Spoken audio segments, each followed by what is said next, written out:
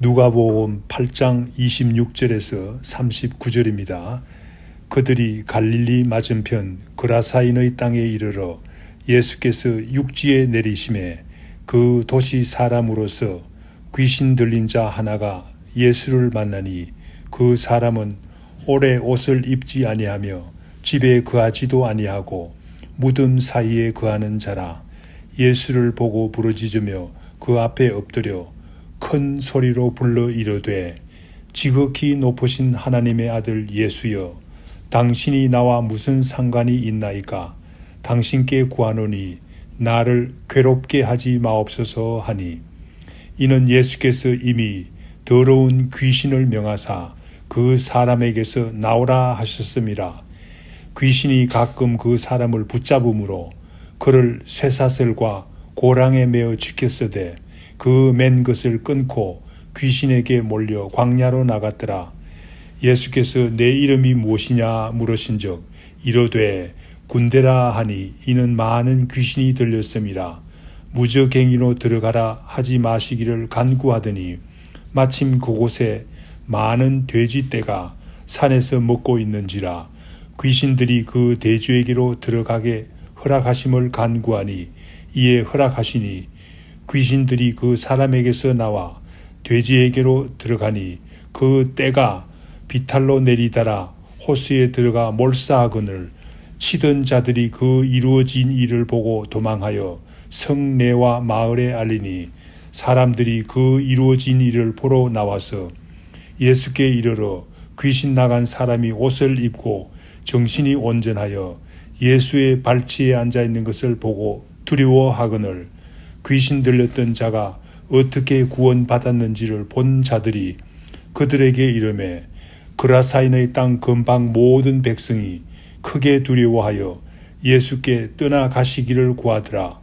예수께서 배에 올라 돌아가실새 귀신 나간 사람이 함께 입기를 구하였으나 예수께서 그를 보내시며 이르시되 집으로 돌아가 하나님이 내게 어떻게 큰 일을 행하시는지를 말하라 하시니, 그가 가서 예수께서 자기에게 어떻게 큰 일을 행하셨는지를 온 성내에 전파하니라. 아멘. 예수님과 제자들이 배를 타고 이방 지역인 그라사 지방에 잠시 오셨습니다. 마태복음에는 가다랴 지방으로 불리웠지만 같은 지역으로 생각이 됩니다.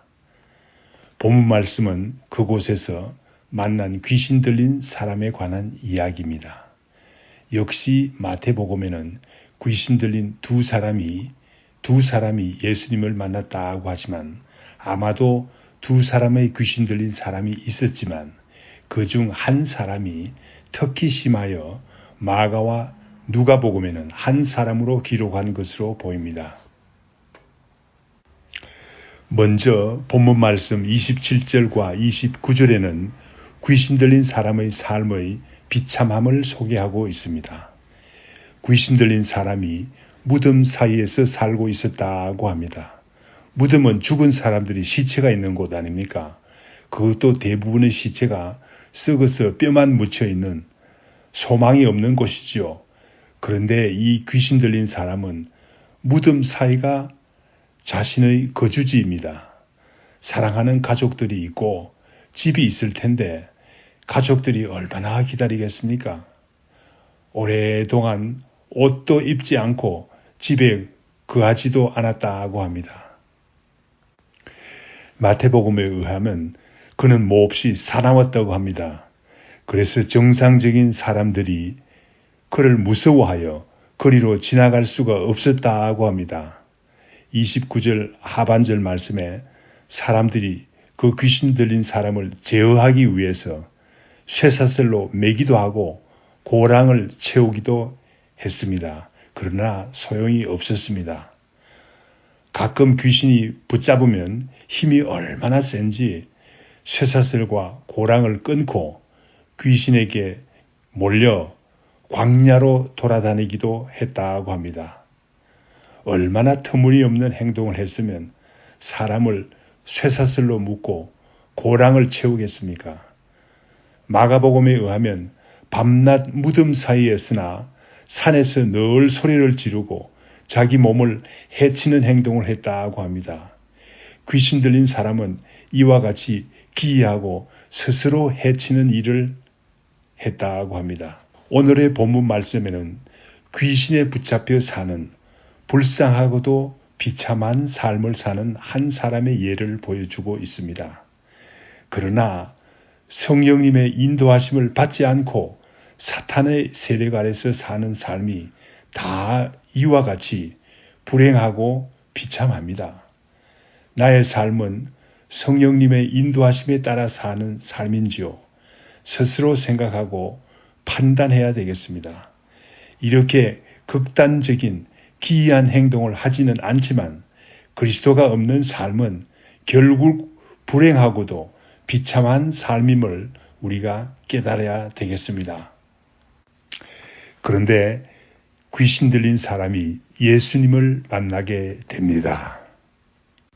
28절 말씀에 보면 예수님께서 귀신 들린 사람을 만났을 때에 소리 질렀다고 합니다. 엎드려 큰 소리로 불렀다고 합니다. 귀신이 소리 지른 것이지요. 귀신은 예수님을 만나면 비명을 지를 수밖에 없습니다. 귀신은 피조물이고 우리 예수님은 창조자이시고 하나님의 아들이시기 때문입니다. 귀신이 대단한 존재같이 생각할 수도 있습니다. 그러나 우리가 하나 분명히 알아야 할 것은 우리 주님 앞에서 귀신은 비명을 지르고 도망갈 수밖에 없다는 사실입니다. 야고보서 2장 17절 말씀에 보면 내가 하나님은 한 분이신 줄 믿느냐? 잘 하는도다. 귀신들도 믿고 떠느니라 라고 했습니다. 그렇습니다. 귀신은 하나님 앞에서 떨 수밖에 없어요. 28절 말씀에 나오는 귀신의 고백을 살펴보아도 잘 알 수 있습니다. 귀신 들린 사람이 예수님을 만났을 때 귀신은 뭐라고 말합니까? 지극히 높으신 하나님의 아들 예수여, 당신이 나와 무슨 상관이 있나이까? 당신께 구하노니 나를 괴롭게 하지 마옵소서. 이 귀신의 고백 가운데 최소한 3가지의 중요한 내용이 포함되어 있습니다. 첫째, 지극히 높으신 하나님의 아들이여 라고 합니다. 먼저 귀신이 예수님이 하나님의 아들임을 알고 있습니다. 이 땅에 오신 예수님이 인간의 모습으로 오셨지만 분명히 하나님의 아들이라는 사실을 이 귀신은 잘 알고 있음을 확인할 수 있습니다. 그렇습니다. 귀신은 영물이라 예수님이 하나님의 아들이라는 사실을 누구보다도 더 잘 알고 있습니다. 그러나 하나님의 아들에게 스스로 순종하지는 않습니다. 두 번째로 귀신은 우리가 당신과 무슨 상관이 있나이까 라고 말합니다. 이것은 속임수입니다. 왜 그렇습니까? 귀신은 예수님과 귀신이 아무런 관계가 없는 것처럼 우리를 속입니다. 또한 예수님을 속이려 하지만 예수님을 결코 속일 수는 없지요. 우리 예수님이 이 땅에 오신 가장 중요한 목적이 무엇입니까? 우리를 죄에서 구원하시고 사탄의 세력에서 놓아주시기 위해서 이 땅에 오셨습니다. 마귀는 우리 사람들을 에덴 동산에서 쫓겨나게 한 장본입니다. 그러므로 예수 그리스도와 우리 인간은 마귀와 공동의 원수가 됩니다. 우리 주님은 사탄의 세력을 부수기 위해서 이 땅에 오셨는데 우리가 당신과 무슨 관계가 있습니까? 라고 거짓말하면서 멍청을 떨고 있습니다. 세 번째 귀신이 고백하기를 나를 괴롭게 하지 마옵소서 라고 합니다. 31절 말씀을 보면 더욱 확실하게 알 수 있습니다. 무저갱으로 들어가라 하지 마시기를 간구하더니 라고 합니다. 누가복음 8장 31절. 귀신이 다 알고 있죠. 결국 우리 주님께서 천사들로 하여금 마귀를 일시적으로 무저갱에 가두었다가 계시록 20장 3절 말씀입니다. 결국 영원히 심판하시고 불과 유황못에 던질 것을 알고 있습니다. 계시록 20장 10절 말씀에 나옵니다. 그래서 그곳에서 영원히 괴로움을 당하게 될 것을 알고 있습니다. 그러므로 귀신은 대단한 존재같이 보이지만 우리 주님 앞에서는 사시나무 떨듯이 벌벌 떠는 아무 힘없는 존재라는 사실을 망각해서는 안 되겠습니다. 30절에서 32절 말씀에 예수님께서 귀신을 쫓아내십니다. 이 귀신은 불쌍한 사람에게서 쫓겨날 것을 알았어요. 이 귀신의 특징을 좀 더 알아보겠습니다. 예수님께서 물었습니다. 내 이름이 무엇이냐? 이때 귀신이 말하기를 내 이름은 군대입니다 라고 했습니다. 군대라는 말은 헬라어로 말하면 레기온이라는 말인데, 레기온은 수천 명의 숫자를 가진 로마 군대의 단위입니다.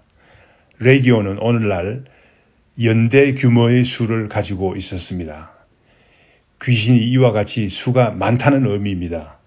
이때 귀신은 무적행으로 들어가게 마시기를 강구했습니다. 멀리서 돼지떼가 먹고 있었습니다. 마가복음에서는 돼지떼의 수가 2,000마리나 되었다고 합니다. 유대인들은 돼지고기를 먹지 않는 것으로 보아서 베레아 지방의 이방인 지역임을 알 수 있고, 이방인 소유주가 소유한 돼지떼인 것을 알 수 있습니다. 또한 돼지떼라는 의미는 많은 재산을 의미하기도 합니다. 귀신이 간구하기를 우리를 쫓아내시려면 돼지떼에 들여보내주소서라고 했습니다. 예수님께서 허락했습니다. 그러자 돼지떼가 전부가 비탈길을 내려가 갈릴리 바다로 들어가서 몰살했습니다. 왜 예수님께서 이렇게 많은 재산에 피해를 내면서까지 귀신을 쫓아내셨습니까? 그 대답은 너무나 당연합니다. 우리 주님께서는 한 사람의 영혼을 구원하기 위해서 비용이 많고 적음에 상관하지 않습니다. 그러므로 많은 비용을 들여서 한 영혼을 구원하시면 주님께서는 진실로 기뻐하십니다. 많은 시간을 들여서 한 사람의 영혼을 구원하면 우리 주님께서 진실로 기뻐하십니다. 한 사람의 영혼을 구원을 위해서 우리는 온갖 희생을 감수할 때 우리 주님께서 진실로 기뻐하시는 줄을 알아야 되겠습니다. 그러나 세상은 그렇게 보지 않습니다. 본문 말씀 34절과 37절에서 그 사실이 잘 나타나 있습니다. 예수님께 떠나시기를 간구하는 그 지방 사람들의 모습이 34절과 37절 말씀에 잘 나타나 있습니다. 자초지정을 알아보면 돼지 치던 자들이 보고 놀라서 성내와 마을로 도망갔습니다. 아마도 주인에게 이 사실을 보고하기 위해서가 아니었겠습니까? 돼지 2,000마리가 죽었으니 큰 사건이 일어난 것입니다. 사람들이 일어난 일을 보러 왔습니다. 예수님께 왔습니다. 이 지방 사람들은 예수님 발 앞에 앉아있는 귀신 나간 사람이 옷을 단정히 입고 정신이 온전한 것을 보았습니다. 귀신 들렸던 사람이 어떻게 구원을 받았는지를 설명했습니다. 이 지방 사람들이 온전하게 된 사람을 보고 몰살한 돼지떼를 생각했습니다. 온전하게 된 사람을 보면 놀라운 일이지요. 죽은 돼지떼를 생각하면 대단히 많은 재물을 잃었습니다. 이러한 예수님의 능력을 보고 두려워했습니다. 그러나 그 지방 사람들은 예수님께서 그 지방에서 떠나시기를 간구했습니다. 예수님을 받아들일 수가 없었던 것입니다. 재산의 손실이 너무나 안타까웠던 것입니다. 귀신 나간 사람의 온전한 모습보다 재산의 손실을 더욱더 안타깝게 생각하고 있었던 것입니다. 예수님께서 배를 타고 갈릴리로 돌아가셨습니다. 세상은 이와 같은 가치관을 가졌다는 것을 우리는 분명히 알아야 되겠습니다. 그러나 우리 주님께서는 아무리 많은 비용을 지불하고서라도 한 사람을 구원할 때 진실로 기뻐하시는 분이신 것을 알아야 되겠습니다. 귀신 나간 사람이 예수님과 함께 있기를 구했습니다. 그러나 예수님께서는 온전하게 된 사람에게 집으로 돌아가라고 합니다. 오히려 사명을 주셨습니다. 38절, 39절. 하나님께서 어떻게 해서 이런 큰 일을 귀신 들렸던 자에게 행하셨는지, 너를 불쌍히 여기신 것을 가족에게 먼저 알리라고 합니다. 마가복음에 보면 그 귀신 나간 사람이 가족들에게만 이 사실을 전했을 뿐 아니라 예수님께서 어떻게 큰 일을 행하신 것을 온 성에 알렸을 뿐 아니라 온 데가볼리 지방에 다니며 전파했다고 합니다. 한 가지 재미있는 사실은 예수님께서는 그 귀신 나간 사람에게 하나님께서 행하신 일을 말하라고 하셨는데 그 사람은 예수님께서 행하셨다고 다른 사람에게 전파한 사실입니다.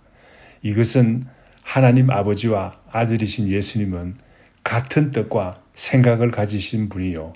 예수님께서 바로 하나님이시다는 사실을 증거합니다. 다 같이 기도하겠습니다.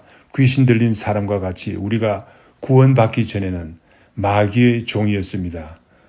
우리는 비참한 삶을 살고 있었고 무가치한 삶을 살았습니다. 주님, 우리의 죄를 위해서 죽으심으로 우리를 죄에서 구원하여 주신 것 진실로 감사합니다. 한 사람의 구원을 위해서 아무리 많은 재물을 들여서라도 아낌없이 구원하시기 원하시는 주님 감사합니다. 자기의 몸을 들여서 구원하시기 원하는 우리 주님 감사합니다. 이러한 귀한 소식을 만천하에 알리는 일에 앞장서게 하소서. 이 모든 말씀 예수님 이름으로 기도드립니다. 아멘.